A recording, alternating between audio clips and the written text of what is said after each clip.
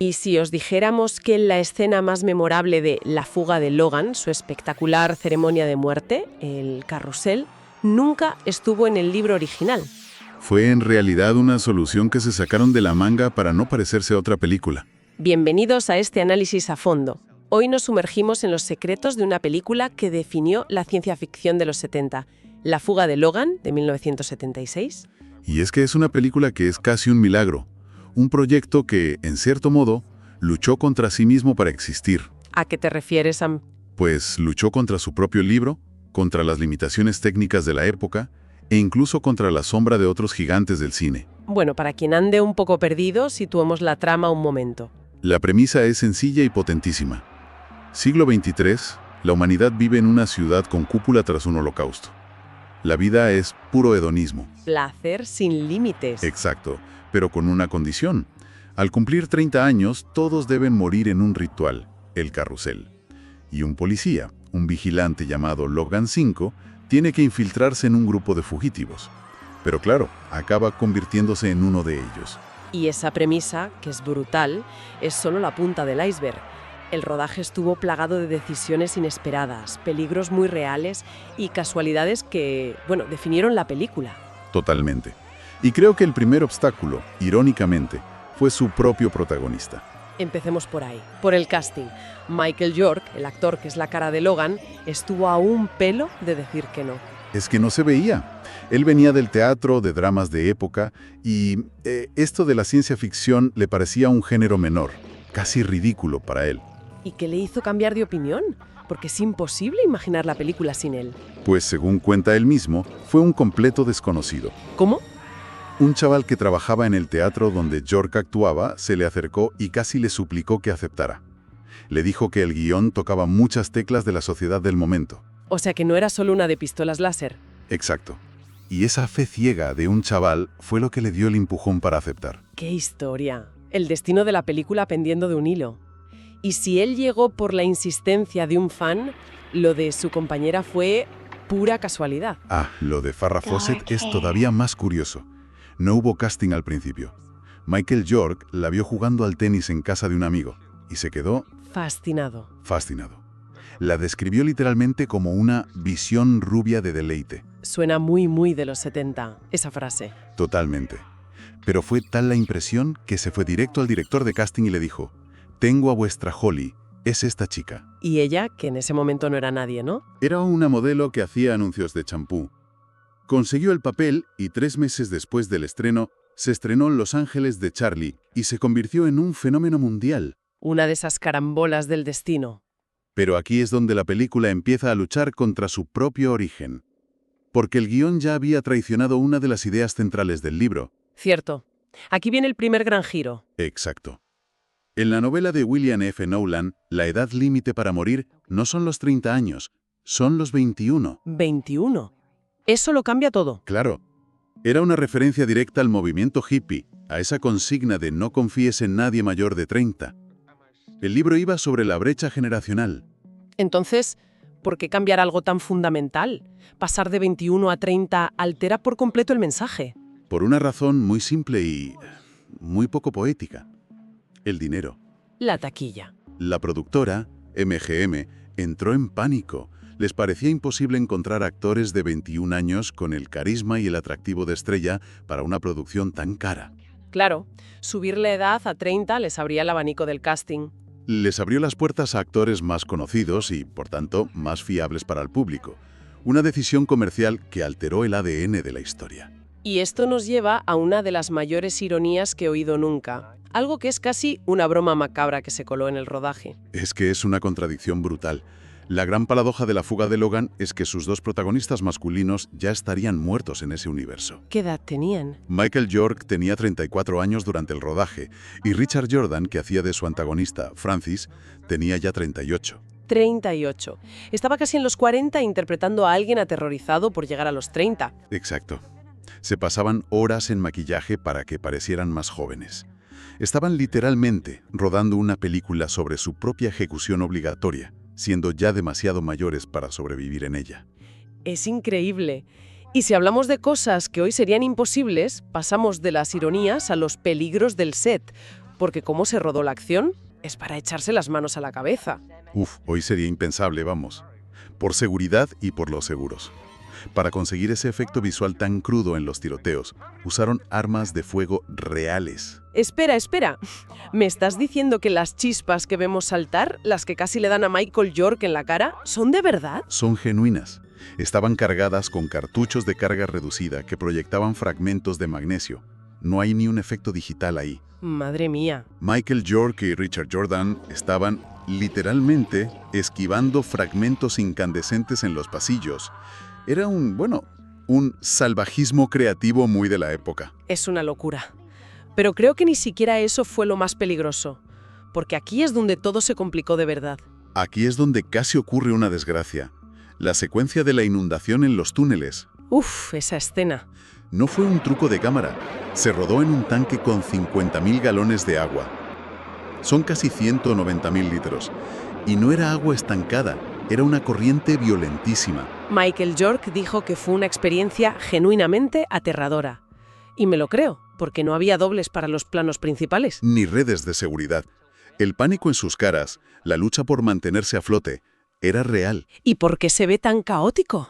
Porque tuvieron que repetir la toma 15 veces. La corriente era tan fuerte que los sacaba de plano una y otra vez.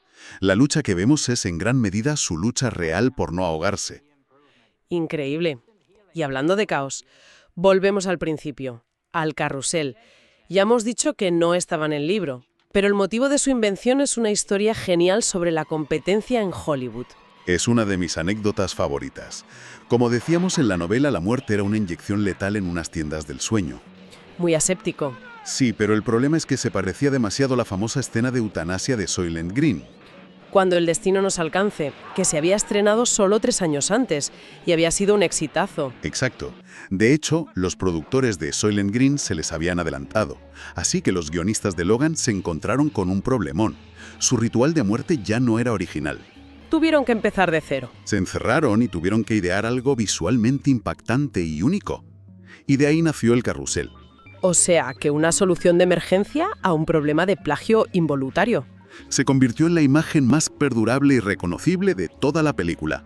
A veces las limitaciones fuerzan la creatividad. Es verdad. Y esa creatividad no solo vino de los guionistas. La llegada de un actor legendario cambió por completo el tono de la segunda mitad de la película. El gran Peter Ustinov, que interpreta al anciano. Lo cambió todo porque improvisó casi la totalidad de su diálogo. No me digas. ¿El guión original era más oscuro entonces? Mucho más solemne. La calidez, ese humor casi infantil que tiene su personaje, salió de él. ¿Y de dónde lo sacó? De los gatos. El set, las ruinas del Senado, estaba lleno de gatos callejeros. Y Ustinov decidió que necesitaban personalidad. ¿Cómo que personalidad? Empezó a ponerles voces, a improvisar conversaciones con ellos. Y para entretener a Jenny Agutter, su compañera, dibujaba caricaturas de gatos con títulos como Catástrofe o Catatónico. Catástrofe, es maravilloso. ¿Te lo imaginas? Un actor de su talla, dibujando gatos para romper la tensión. Aportó una humanidad que no estaba en el guión. Esa calidez del personaje es la calidez de Peter Ustinov jugando en el set. Y mientras Ustinov creaba sus chistes, un extra coló uno que se tardó años en descubrir, un pequeño guiño. Un detalle mínimo que es leyenda para los fans. En la escena final, cuando la multitud rodea al anciano, Sí, cuando salen todos de la cúpula. si te fijas bien, hay un extra que por un segundo hace el saludo vulcano de Star Trek. ¿En serio? ¿Y se sabe por qué? Pues se cuenta que lo hizo de broma, para poder encontrarse a sí mismo en la peli. Pensaba que lo cortarían, pero con la prisa y cientos de extras, nadie se dio cuenta. Y ahí se quedó. Un pequeño cruce de universos de ciencia ficción. Hablando de la estética, una de las cosas que mejor ha aguantado es esa visión del futuro tan de los 70. Sí, que parece un gigantesco centro comercial de lujo. Pues resulta que no es casualidad. Gran parte de la estética no se construyó, se encontró. ¿A qué te refieres con que se encontró? En lugar de gastar una fortuna en decorados, se fueron a Dallas y a Fort Worth y usaron edificios reales que ya existían. ¿Cómo cuáles? El interior de la ciudad cúpula es en su mayoría el Dallas Market Center. Y las fuentes del principio son los Fort Worth Water Gardens. Una decisión brillante. No solo le dio esa estética tan única, sino que les ahorró unos $3 millones de la época. Una barbaridad. Pero creo que llegamos al punto más potente, a la curiosidad que de verdad cambia cómo vemos la película, porque la versión que se estrenó no es la película completa. Este es el gran ¿qué habría pasado si? Para conseguir una calificación por edades más baja, la famosa PG, MGM obligó a cortar varias secuencias. Secuencias muy explícitas. Sí. La más notable, y de la que hay fotos, era con el robot Box, el de la cueva de hielo. En la versión original, el robot creaba esculturas de hielo de los fugitivos. Vale. Y se rodó una escena en la que esculpía estatuas de Logan y Jessica, completamente desnudos. ¡Wow! Eso habría cambiado por completo el tono de esa escena. La habría hecho mucho más terrorífica. La rodaron en un set a 20 grados bajo cero, imagínate el frío, y se veían sus cuerpos congelados con todo detalle. ¿Y qué más? Se cortó. Pues también se eliminó una secuencia de orgía de casi 4 minutos, en un sitio llamado La Tienda del Amor. Se filmó, pero se consideró demasiado atrevida. La pregunta es, ¿dónde está todo ese material? ¿No existe una edición del director? Y aquí viene la tragedia. Se perdió para siempre. ¿Cómo que se perdió? En un evento conocido como la Gran Purga de MGM. A principios de los 70, el estudio estaba en crisis y para ahorrar costes de almacenamiento decidieron liquidar y destruir kilómetros de metraje de sus archivos. No me digas que... Sí, negativos, escenas eliminadas, tomas alternativas, todo a la basura. El metraje original de La fuga de Logan fue una de las víctimas. Esas escenas ya no existen. O sea que no es que estén en un almacén, es que fueron físicamente destruidas. Exacto.